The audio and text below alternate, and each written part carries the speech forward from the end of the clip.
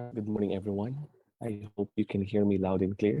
To our participants via Zoom, magandang umaga. And Mr. Nathan, we are live via Facebook, right? I think so. We are live right now. So, hello once again, magandang umaga po. May I invite our friends or our participants via Zoom to please rename accordingly so that we can properly acknowledge you later on, especially during our Q&A. And please type in the chat box kung saan po tayo nanggagaling. We're live here at Pan-Pacific University here in Urdaneta, Pangasinan. How about you po? Sa mga kasama po natin dito sa Zoom, where are we coming from? And we would like also to say good morning to our Facebook Live viewers via the Pan-Pacific University Facebook page. Ladies and gentlemen, welcome to our Certificate in Teaching info session. Today is August 25, and we would begin shortly for the dissemination of information about this program. Okay, so sa mga kasama po natin dito via Zoom, you can still invite your friends and other interested would-be students of CIT program para sa ganun makapag-engage po sila. For those who cannot join us via Zoom, then those who are via Facebook Live, you can type your comments or let's say questions later on so that we could respond to them as well accordingly. So ulit magandang umaga po sa lahat. I'm Virgo Clemente Lopez, the Dean of the Romeo Padilla School of Education and Arts, and I'll be facilitating the quick info session for today. All right. So the session targets the following. Number one is to present to you the entire CIT program, and I'll be presenting as well the subjects, schedule, and mode of learning. Because I know most of you are working, lahat man po ng mga, karamihan rather, na mga nagtitake ng certificate in teaching are working. They are already professional because you must be a graduate of a program or a degree program for 4 years to be able to take this program. So again, that's the minimum requirement. Kailangan po nakagraduate po tayo ng undergraduate program. Kahit ano pong program yan, may be or non-education programs, pasok po kayo sa certificate in teaching. And finally, if you opt to immediately enroll after our info session, we would be presenting also the requirements and respond to the concerns about enrollment and other concerns that you might have. Sa mga kasama po natin sa Zoom, may I see a thumbs up if we're still okay and you can hear me loud and clear. Sa mga nasa Facebook po, kindly comment a confirmation as well that you're hearing me loud and clear. Salamat po. All right, so moving forward, the CIT program, as you can see from the screen, is actually an 18-unit program for those who are planning to take the board exam for teachers and to become full-fledged educators eventually. All right. Personally, I'm also a product of Certificate in Teaching. I'm a graduate of Bachelor of Science in Nursing in 2012, and I also took the 18 units in a university. So, masasabi ko po na ito ay isang magandang programa para sa mga nagnanais po na maging mga guro sa takdang panahon. And our program is only worth 9,988 for a term for 6 subjects. And this is full online. The delivery is full online. So ito po ay maganda sa mga nagtatrabaho po. And to go to the details, I'm showing you right now the subjects and schedule for this first term of academic year 2022 to 2023. I have first to announce that you are part of the new curriculum. Okay, kasi po the new curriculum started in 2017. Ang huli po na old curriculum ay yung mga magtitake this September 2022. So all the others who graduated or started in 2017 at nag-graduate po ng 2021 onwards would be part of the new curriculum. So yung nakikita nyo pong mga subject or course sa inyong screen ay bahagi po ng ating new curriculum ng education degree. So kung mapapansin nyo po dyan, meron po tayong 6 na subjects. So we have to take 6 subjects. That's times 3 per unit po kasi ay 3 units. So yan po ay lahat 18 units na nare-require ng PRC for you to be able to be qualified to take the licensure examination for teachers. So let me highlight. Ito po yung ating mga course code. This is institutionally determined. And meron po tayong tinatawag na wave. Okay, so with the emergence of online education, meron po tayong, hinati po natin yung isang term. By the way, Pan Pacific University is offering trimestral mode. Kaya po, in an academic year, we have 3 terms. So at isa-isang term po, we actually have 3 to 4 months. So sa 3 hanggang 4 na buwan, we divide our subjects into 2 waves. So automatic po yun, yung first 6 weeks would be allotted for the first wave. The other 6 weeks would be allotted for the second wave. So I hope that's clear for now. Yun po yung kahalagahan ng first and second wave. Mabilis po siyang tapusin dahil if you stick with the time or stick to the time, then automatically in just a term, in less than 4 months, you're already done with the 18 professional education units. All right? So let me go with the specification. For the first wave, 3 subject po ang inyong kukunin, whereas 3 din po sa second wave. So the subjects are divided properly.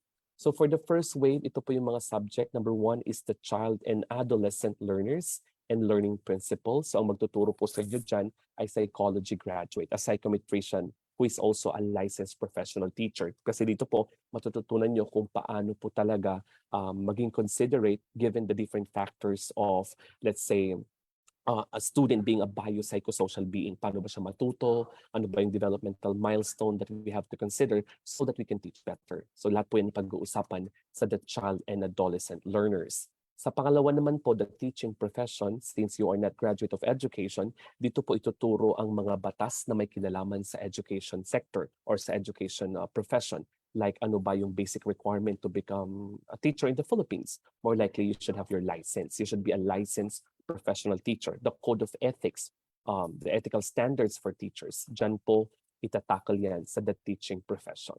At to culminate the first wave, we would be talking about assessment in learning 1. So from the word assessment, dito po papasok yung mga tests, dito po yung formative, summative, paano ba tamang pagpapa-exam, ano po dapat yung mga tamang sagot, or rather yung mga tamang tanong na itatanong, dapat ba covered lahat ng mga itinuro? Kasi di ba minsan po, hindi naman tinuro pero lumalabas sa exam. Or kung nag-alat ka lamang ng ganitong karaming oras, dapat ganun din karami or siya yung mas maraming items sa exam. Dito rin po magkakaroon ng item analysis. So all of these, when it comes to authentic evaluation of the performance of our students, will be taught in assessment in learning 1. So after the first wave with 6 weeks, you would proceed now to the second wave with 3 other subjects. Yung una po dyan is the teacher and the school curriculum. More likely, as teachers, we should know what we're teaching. Bakit nga ba ito yung placement? Bakit may prerequisite? Bakit kailangan may co-requisite? And so on and so forth. So all of these would be discussed in the school curriculum. And another subject for second wave is what we call building and enhancing new literacies across the curriculum. So dito, yung merging ng social dimensions of education and other aspects that might affect education as a whole. And finally, facilitating learner-centered teaching. As teachers, we must not only be educators. Instead, we must be active facilitators para mas matuto po yung ating mga estudyante. So that completes our 18 units professional education for a term wherein nakalagay po dito, lahat po ng ating subject ay i-facilitate online. So our official learning management system is Google Classroom, and we use Zoom for the delivery of our synchronous classes. And the time is from 5 p.m. to 9 p.m. Don't you worry or worry not dahil hindi po ibig sabihin na buong oras po na yan hanggang alas 9 ng gabi kayo mag-aaral. Instead, for synchronous classes, when I say synchronous classes, it's live lecture. It lasts only for a maximum of an hour. So you just have to attend your synchronous classes for 1 hour, and the remaining hour for the night will be allotted for your independent study, or let's say for the completion of your tasks or given activities in class. All right? Now, meron tayong tinatawag na asynchronous. It means to say you would be working offline. You don't need to meet your faculty through Zoom. Instead, there would be written tasks to be given, like reading homework, case study, and the like that you have to work on the other part of the week. All right? And the classes would be from Monday to Saturday. All right? So these are the preliminary details of the program. If you have questions, you may start typing them in the chat box, or you may scribble them so that I can get back to them in a while. All right. So after the subjects and schedules, what I would like to discuss now would be the additional subject or course. Now, you know very well, as I mentioned earlier, you're part of the new curriculum, right? So dahil part po kayo ng new curriculum, most or not most, all of the subjects are actually new.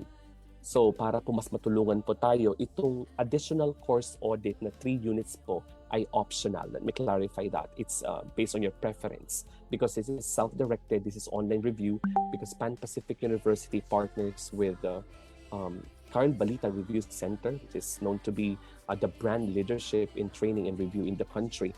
So dito po magkakaroon ng reinforcement or bridging program later on para po mas mahasa po tayo sa mga konsepto sa bagong curriculum ng education.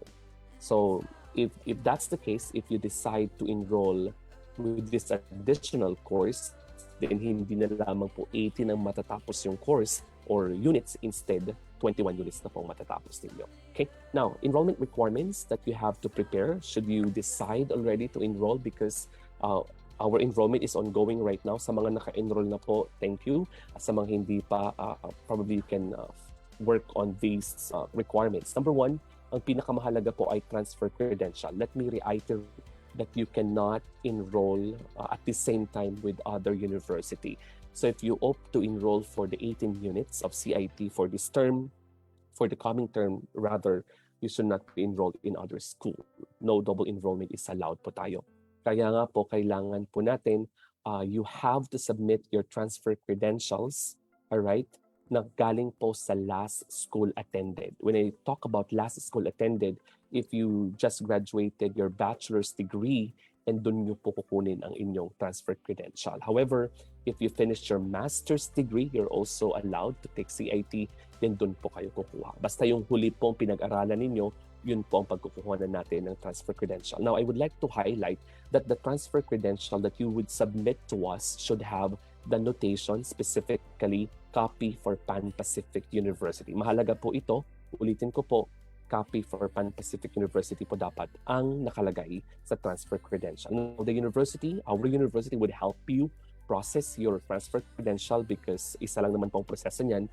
If you go back to your last school attended, they will give you a slip, all right, where the university here, Pan Pacific University, would have to accomplish.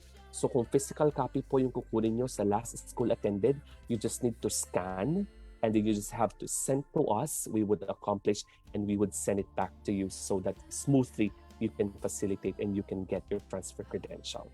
I'll tell you later on the email to be used para po may note po ninyo. Okay? So apart from transfer credentials, we also require you to send us a PSA or birth certificate. Take note, pwede po yung scan copy or photocopy lamang po. So with these two major requirements for you to enroll at least while waiting for the transfer credentials, you can send to us po muna yung available na transfer credentials through scan copy. So you can send all your enrollment requirements online via email, scan copies po, or through yung malinaw po na larawan, and then to follow po yung ating mga physical copies, yung photocopy ng birth certificate, and then the physical copy of the transfer credentials from your last school attended with notation, copy for Pan Pacific University. Okay? May I see a heart sign po muna sa mga kasama natin sa Zoom kung maliwanag po yung ating enrollment requirements. Ayan. Salamat po.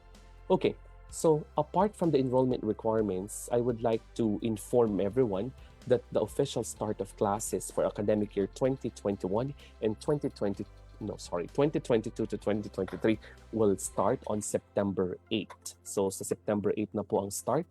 It's purely online. Kung matatanong niyo po ako ano po mangyayari sa September 8, it will be purely discussion or orientation and overview of the class. So yung mga preliminary, for example, what to expect, what's the content of the course syllabus, getting to know each other, what could be the guidelines of the class, all of these would be discussed. So sana po you can enroll before September 8. But come worst to worst that you cannot, then hopefully on that week, all right, before the second week, before the start of the classes, you can be officially enrolled para po hindi po tayo maiwanan. Okay, so again, I mentioned a while ago, 6 weeks po ang per term. So overall, ang buong term ay 12 weeks. Yung unang 6 na linggo ay para sa first wave, 3 subject.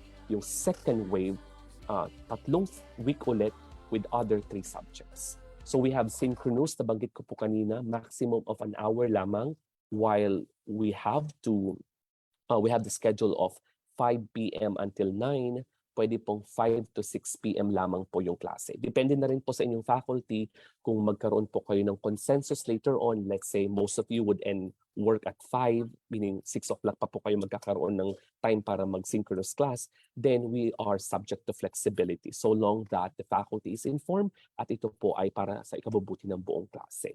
Alright, so let me tell you that this is a special class. Ibig sabihin, kayo lamang po na unit earners or CIT students ang magkakasama sa klaseng ito. Alright? Apart from that, meron po tayong asynchronous, yung sinabi ko po kaya, meron po tayong independent study. Now, I'll tell you how this is being done. Generally, I'm annotating now through the screen share. I hope you're seeing it. Ang magka-partner po na araw ay Monday, alright? Monday and Thursday. So, ibig sabihin po, ang 2 araw na ito ay allotted sa isang subject. So, ang ibig sabihin po niyan, yung Monday, pwede pong yun yung synchronous class po ninyo, or rather, yung first days of the week, yun po yung allotted na synchronous, whereas the remaining day, yung second part po, yan yung tinatawag nating asynchronous. So, you can actually schedule your activities na pag Monday, Tuesday, Wednesday, yan po ay mga synchronous classes. Whereas kapag ito naman po ay Thursday, Friday, Saturday, lahat po yan ay asynchronous. Ulitin ko po, no? So yung Monday at Thursday, magkasamang schedule ng isang subject. Meaning sa isang subject, 2 beses po sa isang linggo, pero yung isang araw lamang po ay synchronous, live lecture via Zoom or Google Meet. Yung isang araw po ay allotted sa synchronous or independent study. And then, let me summarize. Yung Monday, Tuesday, and Wednesday ay allotted para sa live lecture via Zoom. Whereas yung Thursday, Friday, and Saturday are all allotted for asynchronous classes, meaning you have activities to work on your own, but worry not because Thursday, Friday, Saturday, the faculty members are available for consultation. Halimbawa po may hindi kayo naintindihan o may gusto po kayong ikonsulta regarding some clarifications, the faculty members are available for you to contact through their emails and official accounts. Okay po? So far, I hope we are okay. All right, yeah. May tanong dito. Okay, let me attend already to some questions as they arise. For ongoing masters, this is practicum. Hindi na po makaka-request ng certificate of transfer from undergrad school. Possible pa din mag-enroll. Yun po ang sinabi ko regardless po pag undergrad or graduate program. Ang last school attended nyo po ay hindi yung undergraduate. Instead, your master's degree. Anyway, ang Pan-Pacific University po offers certificate in teaching every other term. So if you cannot be accommodated for this term, for the second term that starts in September of this year, not September, rather January of 2024, 2023 rather, you can actually enroll. By then siguro po tapusin naman na po yung thesis or yung major requirement niyo po sa master's degree. Ulitin ko po ha, regardless kung master's degree or undergraduate, yung transfer credential ay mula sa last school attended. So kung nagma-master's degree po kayo ngayon, yun po ang last school attended, hindi po yung undergraduate program. Okay? Now, if you cannot be accommodated kasi ongoing pa po yung master's degree po ninyo, tapusin niyo po muna. Anyway, ang Pan-Pacific University offers certificate in teaching every other term. Okay, I hope I answered the question. The second question is, can we watch the live Zoom class in a later time if conflict? Definitely po, Miss Angel Jao Hoko, if I pronounce it right.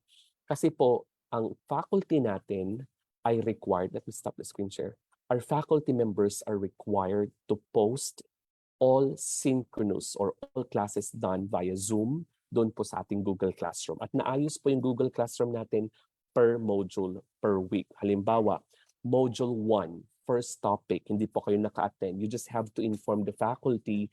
Anyway, right after the lecture, the recorded video should be available for your perusal or for your reference. Okay, you just have to inform the faculty members that you cannot attend the live Zoom. Okay, my university needs a request from Pan Pacific. Yeah, that's the case. I already mentioned po that I'll be giving you later on the email of our registrar's office so that you can send to us the scan copy of the form, kung ano man yung available na form from your last school attended. We'll process it and we'll return it to you accordingly. Okay?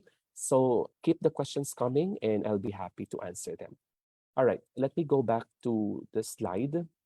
So again, our LMS is Google Classroom, and then we coordinate and collaborate through our email and Google Chat or Google Spaces.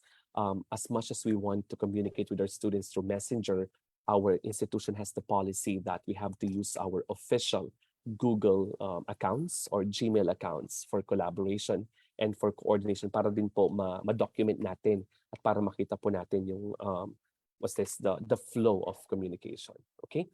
And then for those who are thinking kung ano po ang inyong magiging specialization after CIT, let me share with you this PRC board resolution number 51 series of 2016 that I believe hindi pa naman po na-update. Ito po yung mga posible niyo po maging specialization. So more likely, most of you would have Bachelor of Secondary Education as your main specialization kapag kayo na po ay nag-take ng board exam. Meaning, if you take the board exam later on, tatlo po yung main subjects. We have the Gen Ed, we have the professional education plus your specialization. Ito po yung ipapaliwanag ko in this time.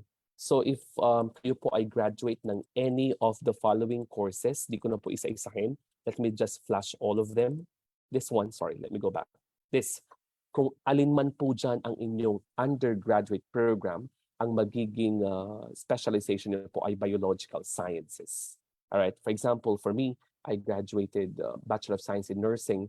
My specialization then in 2014 was biological science. All right. So lahat po ng adult medical and allied courses, more likely your specialization is biological sciences.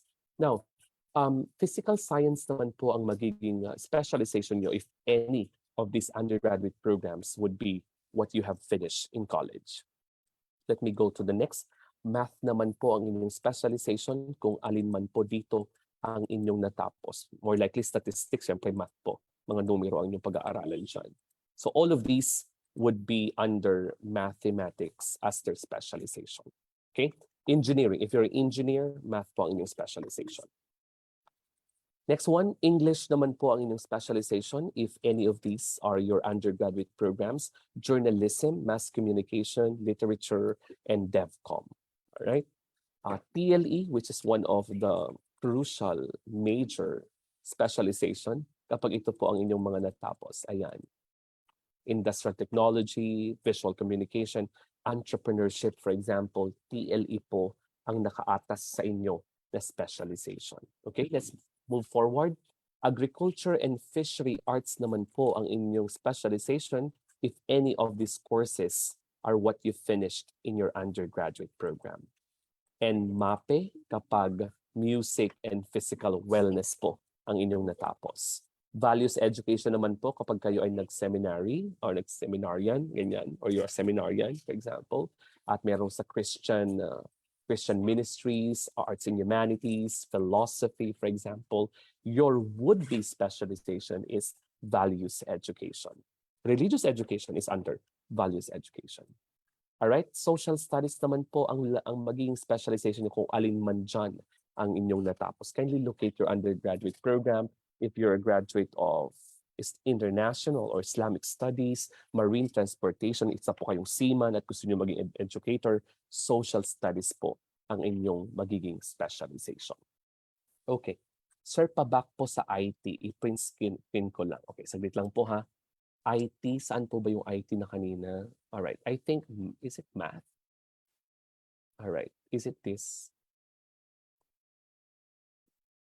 Yeah, this one, I believe. Computer technology, yan. This one, IT, TLE po ang magiging specialization niyo. All right, surely Sir Levy Dungan, you're welcome. Okay, sa iba po, anyway, I can share this later on. Okay, so Yan ang iba't ibang mga specialization when you take the board examination. Don't worry, we'll help you out in the university to at least go about also your specialization.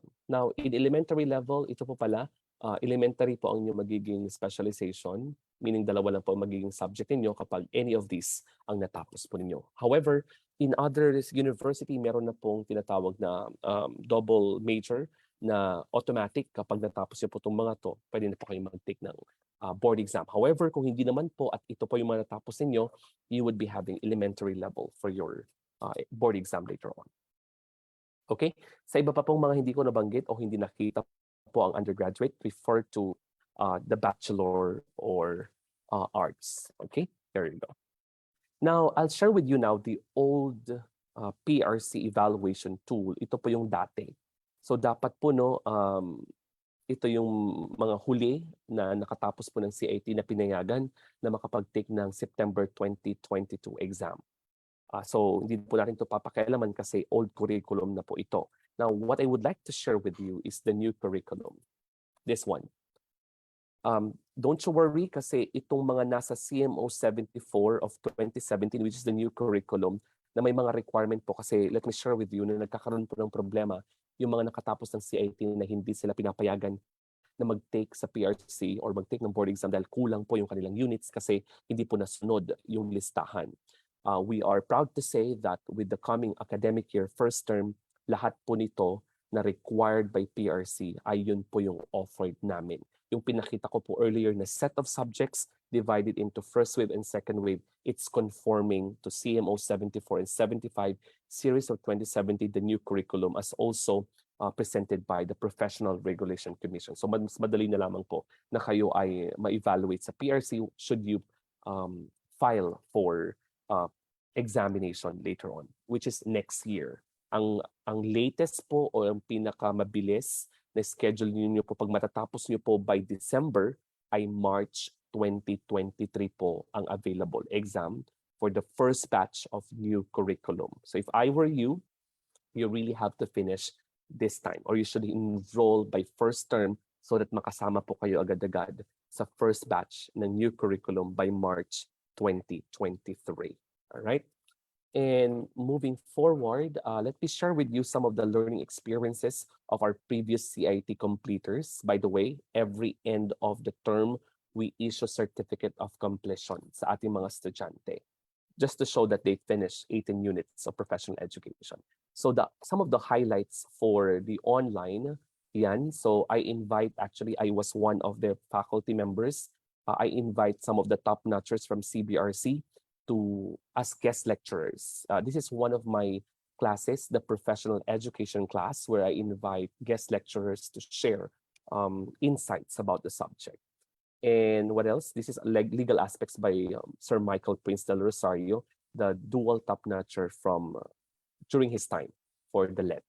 And I also invite Mr. Aranas. He's also an alumnus, or rather a top notcher, an elementary graduate, Bachelor of Elementary Education graduate, and he topped second during his time. And I invited also him to discuss about historical aspects. And of course, the viral top notcher, Miss Aya, she topped rather the BLET during her time. So biological sciences naman po ang kanyang specialization. Now, some students' testimony, like this one, they're thankful to the faculty members who are considerate while giving them, of course, what they deserve in the content and delivery of their classes. One of them is Miss Diana Del Valle. And also, Miss Bayot has good words about her experience with the program. All right, so I'm done with the details of the CIT. I'm now open for some questions. If you cannot actually unmute and deliver your question, then you can type them in the chat box. Sir Malvin Neil Dakanay, I think. What's your question to accountancy? You're asking if what's the specialization of accountancy? More likely, if it is not math, it's actually social studies. Okay, there you go. And then one ask, I just want to ask if where or how do you make announcement for schedule. Also, where and I check my subjects. Okay. May I know, kindly identify yourself, ma'am or sir, Zoom user, for me to be able to check the status of your enrollment if you're already enrolled. However, let me tell you that once you're already enrolled here, since CIT students enroll online, let me tell you that if you pay online through the banks of the university, it takes 2 to 3 days to process and to confirm the payment. So if you, for example, paid yesterday, more likely it will still be confirmed tomorrow or a day after tomorrow. So as soon as your payment is confirmed for your enrollment, you just need to pay 1,500, right, Miss Marjorie? Please confirm. Joining us is Miss Marjorie De Los Santos, our OSAS head. Miss Marjorie, good morning.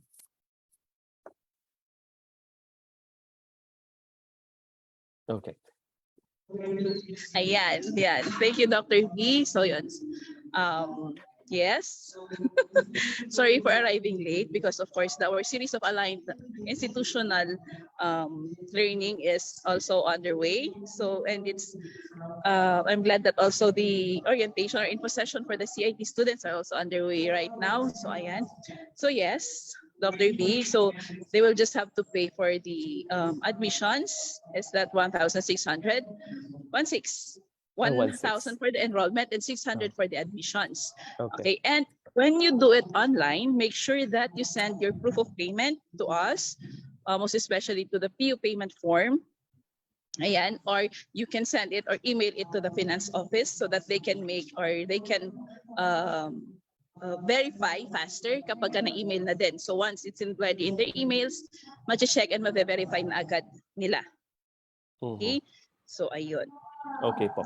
And once na verify na po, it should be seamless that you would be given your official Gmail account, including your access to your student aims. So the student aims is the platform where you can access everything, your grades, the status of your payments, and the like. Okay? So may I ask further yung nagtanong po regarding sa schedules and the like, if when did you pay or enroll so that we can track? And please specify your name, sir or ma'am. Salamat po. Yes, go ahead. You may unmute Zoom user. Hi, sir. I was the one who asked for the Yeah. announcement and schedules kasi I Mm-mm. already paid the registration and tuition fees last August 16. But up until now, Mm, I haven't received any account or Gmail from mm-mm. admission. And that I already emailed the proof of payment to admission. And then Miss Joy Ann, I think, if I'm not mistaken, already forwarded it to finance. Pero Mm, hindi pa rin kasi ako nakakatanggap ng okay. account to Ames and yung Gmail ko. So, Okay. I wasn't sure kung saan ako mag-check.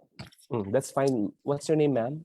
I am Miss. Alexis Rain Angeles. Okay. Miss Angeles, kindly type in the chat box. Just message me here your Yes. email and your full name. I will check on that immediately after the info session. Okay, sir. Thank you. Dr. B, Yep. may I also because our aims is down, so we Okay. can't really process any aims account as of the moment na rin.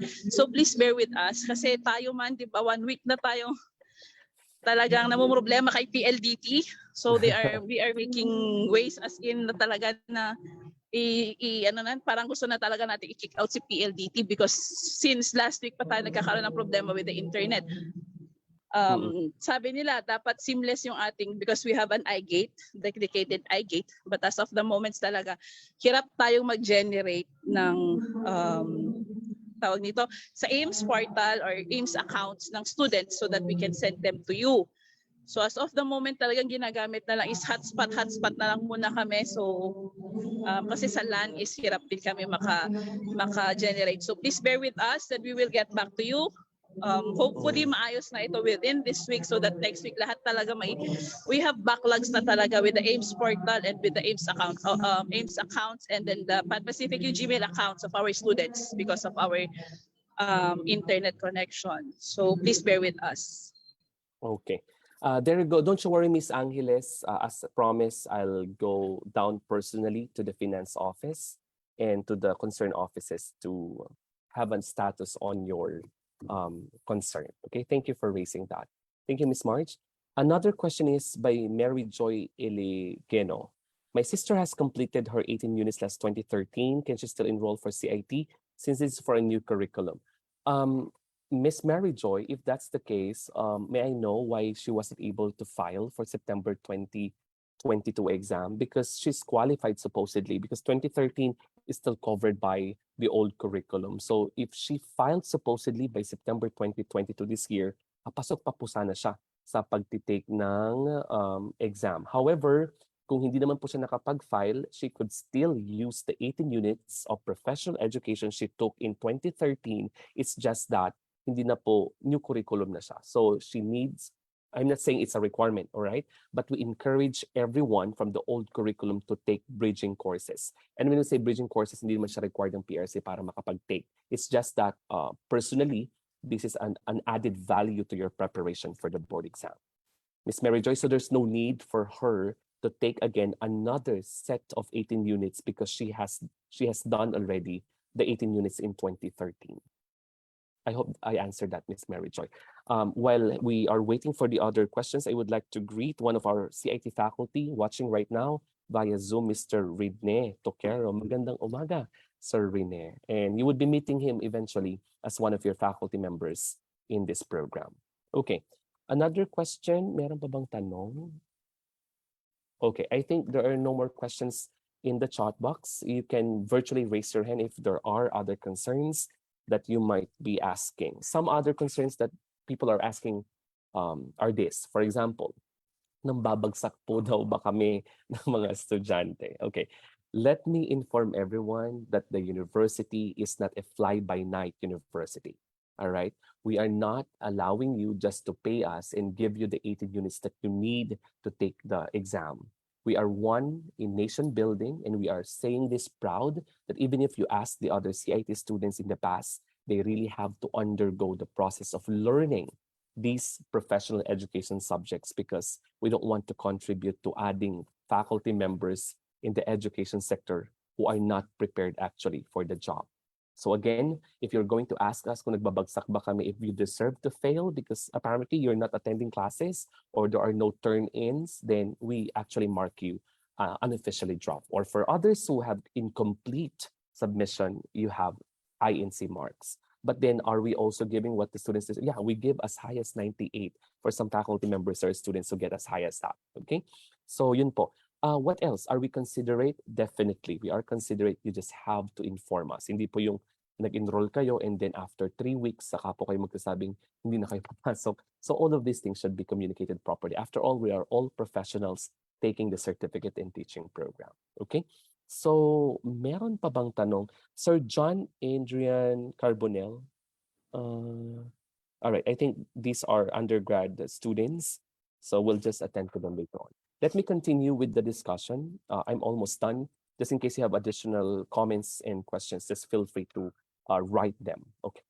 Now, for online registration, you can actually accomplish this link or you can just facilitate the online enrollment through these payment modes. Okay, once again, let me clarify.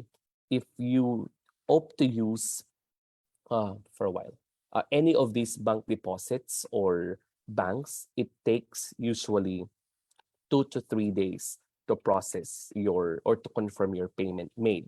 So if the start of the classes would be September 8, make it sure that you are enrolled days before the start of the classes para hindi po tayo magkaroon ng concern. Okay? Para mabilis din po ang pagbigay po namin sa inyo ng inyong access to your Google Classroom and other things that you might need to start the program. Okay?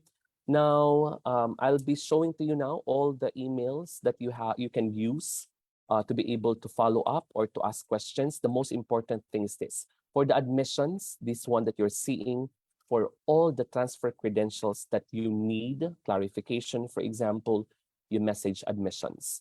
For the payments you made, please email finance. For the concerns regarding the requests for the form for transfer credential, email registrar, and all the things you've made in the first 3 emails, please CC always the education.dean at panpacificu.edu.ph, and I will personally follow up your requests, okay? And please use your official Google chat or our Google chat and your email once you already are officially enrolled. Okay.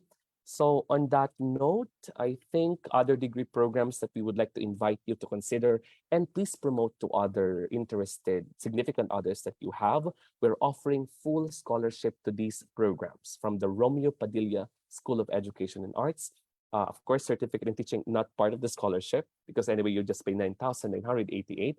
We offer scholarship for Bachelor of Arts in Psychology, Bachelor of Elementary Education, we're still open for enrollment, Bachelor of Physical Education, Bachelor of Secondary Education, major in Social Studies, Bachelor of Secondary Education, major in Mathematics, and we have also Bachelor of Secondary Education, major in Filipino, and the new program in our university is the Bachelor of Arts in Communication. Those who would like to become communication practitioners, especially in this time that we need not fake news, but rather reliable news and information, then we would be happy to hone them to become the best communicators in the field. All right. So be updated through our official Facebook page, the Pan Pacific University. We post several updates through this Facebook platform. And then on that note, maraming salamat po pag wala na pong tanong. Let me just check quickly the chat box. Sir, may gagawin po bang GC sa FB or sa Google or sa lahat? Okay, I'll get back to that. Nonita mentioned, good day, sir. This is Nonita.